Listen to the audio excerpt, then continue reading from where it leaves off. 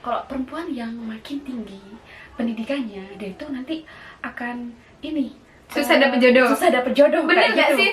Perempuan yang Kalau berpendidikan menurut tinggi saya- akan susah dapet jodoh. Kalau menurut saya sih ya kita ya enggak kayak gitu. Enggak kayak gitu Sebenarnya gimana? enggak.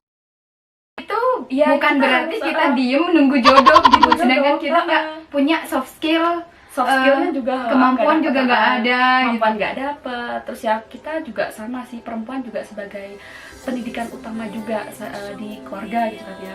Perempuan itu jadi pendidikan pertama dalam keluarga gitu ya Kak? Iya, apalagi untuk madrasah buat anak-anaknya. Jadi kalau ya sebisanya ya dia tuh harus mengenyam pendidikan, dan dia juga harus punya wawasan yang luas biar suatu saat kalau dia sudah menikah, dia tahu bagaimana cara menanggapi dan juga cara mendidik anak-anaknya.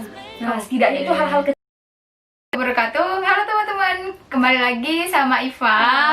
Dan kali ini Iva bareng sama Kak Elin. Halo, saya Elin. Jadi teman-teman, Kak Elin ini kalau Iva bilang sangat luar biasa sekali. Karena beliau tuh, Iva bilang beliau ya Kak ya. Jangan berlebihan. Jadi Kak Elin ini merupakan salah satu mahasiswi berprestasi sih menurut Iva di UIN Sunan Kalijaga, Yogyakarta. Dan di umurnya sekarang dia sudah menempuh pendidikan pascasarjana. Udah lulus loh. Nah, Kak Elin, say hello dulu dong. Halo Halo. pada teman-teman sekalian. Kan nama saya Elin, dan di samping saya namanya Iva. Kita sama-sama dari, kebetulan sekali kita sama-sama dari Madura. Jadi kliknya itu dapet lah gitu kan ya. Apalagi kalau misalnya untuk ngomong-ngomong bahasa Madura. Iya. Jadi ngerasa, wah ini ngerasa kayak punya kekerabatan, jadi langsung Langsung klop dapet. aja. Iya. Kak Elin, Kak Elin ini sebagai salah satu perempuan Madura yang masih lengket banget ke Maduraannya. Kira-kira nih, sebagai orang Madura dengan stigma perempuan Madura itu berpendidikan rendah dan segala macem, sedangkan Kak Elin menempuh pendidikan di luar Madura yang notabene menurut orang-orang ini aneh gitu, hal yang asing. Akan ada tepisan bahwa Kak Elin akan susah dapet jodoh. Nih, gimana nih? Pernah gak sih? Sumpah, pertanyaannya permisi ya Allah, pertanyaan teman-teman luar biasa sekali. Dan sayangnya saya harus menjawabnya. Jadi gimana Kak Elin? Ceritain dong. Oke, ini lebih ke kayak motivasi aja ya gitu kan. Kemarin ya alhamdulillah saya lulus di lulus tepat waktu 1 tahun berapa bulan, 1 tahun setengah, 1 tahun 7 bulan, sekitar 1 tahun 7 bulanan saya lulus di pascasarjana dengan umur yang kemarin di umur 26 lah ya. Itu bukan umur yang mudah sih, cuman saya sih sebagai salah satu dari teman-teman seangkatan saya ya alhamdulillah bisa lulus di umur yang seperti itu. Cuman di sini permasalahannya kenapa sih ada stigma yang menyebutkan kalau perempuan yang makin tinggi pendidikannya, dia itu nanti akan Susah dapet jodoh. kayak Bener gak gitu. sih?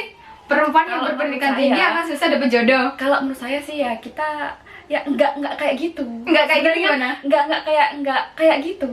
Itu bisa jadi karena Itu cuma laki-lakinya- mitos aja berarti ya? Itu mitos. Oke. Karena bisa jadi kan laki-lakinya yang insecure sama perempuan yang ini. Kadang pernah sih saya di chat sama teman-teman, kamu kok kuliah tinggi-tinggi ngapain? Nanti susah dapet jodoh loh. Terus saya mikir, jadi saya ini harus diem di rumah, terus kayak seakan harus diem di rumah, terus kayak nunggu jodoh yang datang. Oh no, perempuan itu nggak harus seperti itu. Perempuan itu Ya, bukan kita berarti harus, kita diem nunggu jodoh gitu. Nunggu Sedangkan jodoh. kita nggak punya soft skill, Skillnya juga kemampuan juga nggak ada kemampuan gitu. nggak dapet. Terus ya kita juga sama sih, perempuan juga sebagai pendidikan utama juga di keluarga gitu kan ya. Perempuan itu jadi pendidikan pertama dalam keluarga gitu ya Kak? Iya, apalagi untuk madrasah buat anak-anaknya. Jadi kalau ya sebisanya ya dia tuh harus mengenyam pendidikan, dan dia juga harus punya wawasan yang luas biar suatu saat kalau dia sudah menikah, dia tahu bagaimana cara menanggapi dan juga cara mendidik anak-anaknya. Nah, setidaknya itu hal-hal kecilnya saja. Kemudian menanggapi permasalahan-permasalahan yang ada di luar. Jadi, saya kira untuk perempuan-perempuan yang takut untuk studi lebih lanjut, saya sarankan kalian jangan takut. Kalian jangan takut. Jadi kalau misalnya ada, jadi jangan takut ya, jadi perempuan tuh jangan takut gitu ya kak ya? Iya, jangan takut untuk sekolah tinggi-tinggi, meskipun ada sih, ngapain sih kamu tinggi-tinggi, terus misalnya nanti ya doakan saja semoga bisa melanjutkan studi, semoga bisa melanjutkan studi entah dimanapun itu ya, mohon doanya.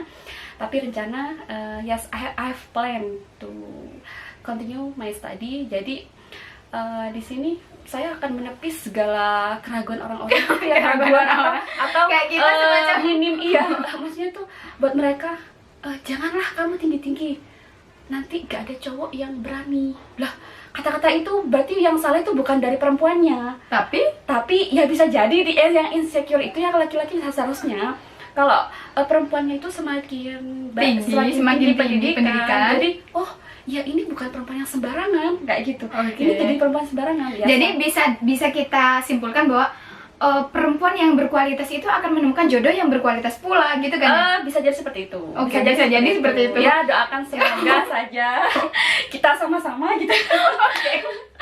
Kak Elin, teman-teman ini pasti kan, karena dari desa, kita juga dari desa, anggapan stigma negatif kayak gitu tuh pasti ada, dan itu kayak membuat kita down, membuat kita tidak percaya diri, dan ya udahlah, lagi pula kita akan jadi ibu rumah tangga, dan ya udah ngapain untuk melakukan hal itu gitu loh. Jadi pada akhirnya finalnya perempuan itu akan jadi ya di ranah domestik. Sedangkan kita ngapain capek-capek tuh, kita nggak punya kewajiban kerja, itu gimana tuh? Artinya kan kalau misalkan kita mendahulukan pendidikan nih, kayak semacam kita merasa ya begitulah. Gimana tuh Kak Elin? Tanggapan saya, jujur karena pengalaman pribadi juga, sebelum saya mengenyam pendidikan di sini memang ada sih banyak sekali. Ini sekaligus curhat juga ya. Jadi ketika saya udah lulus keterima di salah satu universitas di Yogyakarta. Jadi berangkatnya diam-diam, dan tahu-tahu ada isu-isu negatif lah, perempuan sendirian jauh banget dari keluarga, dan itu nanti bisa jadi dia tuh cuman pengen kebebasan. Jadi stigma negatif kayak gitu ya. Kemudian ada juga yang ini nanti pulang-pulangnya malah hamil. Ada anggapan kayak gitu berarti ya? Ada hamil di luar nikah. Kemudian ada lagi dia pengen pengen jauh dari keluarga saja untuk untuk lebih bebas aja gitu ya. Untuk lebih bebas dari ini. Pada kenyataannya, tapi pada kenyataannya semua itu kembali kepada diri sendiri. Kalau saya meskipun everywhere, jika kamu berada di suatu lokasi dari itu misalnya laki-laki, kebanyakan laki-laki, dan itu baik laki-laki itu baik atau tidak baik, itu misalnya nggak hanya laki-laki atau perempuan, lingkungan perempuan yang baik atau tidak, kalau memang kamunya baik, nerima segala sesuatu yang ada di luar tuh baik, ya kamu pasti akan baik kayak gitu. Semuanya memang kembali kepada diri kita sendiri. Jadi kita harus bisa mampu menepis segala kemungkinan. Dan kemarin ya alhamdulillah sih, karena dengan bonus prestasi kemarin, jadi ketika saya pulang wisuda selesai, dapat prestasi kayak gini, ya alhamdulillah, anggaplah dapat bonus seperti ini, dapat bonus terbaik anak gitu ya. Ketika saya pulang, ya anggapan orang-orang negatif yang awalnya itu berubah gitu ya? Jadi berubah tipis-tipis gitu kan. Jadi orang-orang di sekeliling saya juga berkeinginan untuk menyekolahkan putra-putrinya keluar gitu kan. Tapi dalam tanda kutip ya, itu emang sesuai dengan ini juga sih, sesuai dengan anaknya juga, harus sesuai dengan anak juga. Kalau anaknya dia itu jelek, tidak hanya di kota, di desa pun juga dia pasti akan jelek kayak gitu. Dia pasti juga akan mengalami. Jadi semuanya sebenarnya gimana sih cara kita membuktikan sendiri ya Kak ya? Membuktikan sendiri bahwa sebenarnya kita tuh tujuannya begini, dan pada akhirnya ini loh yang akan kita capai gitu. Emang gini sih, kemarin pas saya lulus itu emang dalam hati ya, saya harus belajar, pure belajar, dan saya harus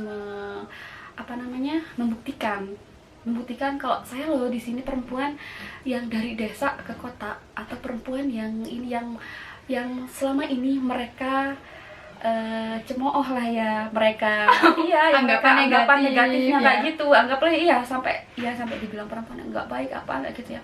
Ya setidaknya saya alhamdulillah saya berhasil membuka wawasan mereka bahwasanya oh ya ini perempuan gak, meskipun yang kuliah di luar itu nggak selamanya sesuai dengan yang mereka percaya, yang mereka yakini bahwasanya perempuan itu nakal, nggak. Alhamdulillah saya bisa ya sedikit-sedikit gitu kan. Cuman sekarang ya saya pengen buktiin lagi persepsi-persepsi negatif juga yang lain ya. Mohon dukungannya. Dan untuk perempuan lainnya Apa sih pesannya Mbak Elin buat perempuan-perempuan yang masih takut sama omongan orang, buat perempuan-perempuan yang masih berpikir banyak hal tentang pendidikan, tentang gak usah takut melanjutkan pendidikan nih, karena mereka pasti takut.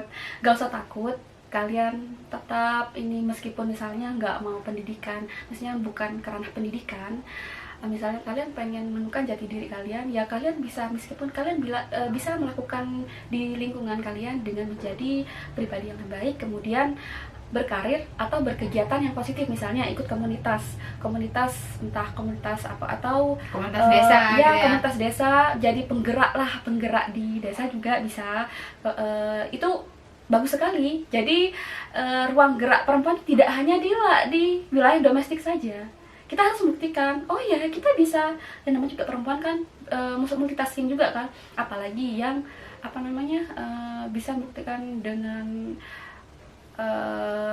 studi juga. Jadi banyak hal ya, banyak room untuk perempuan itu berkreasi. Dan sebenarnya yang paling berpengaruh, yang paling menghambat terhadap kemampuan perempuan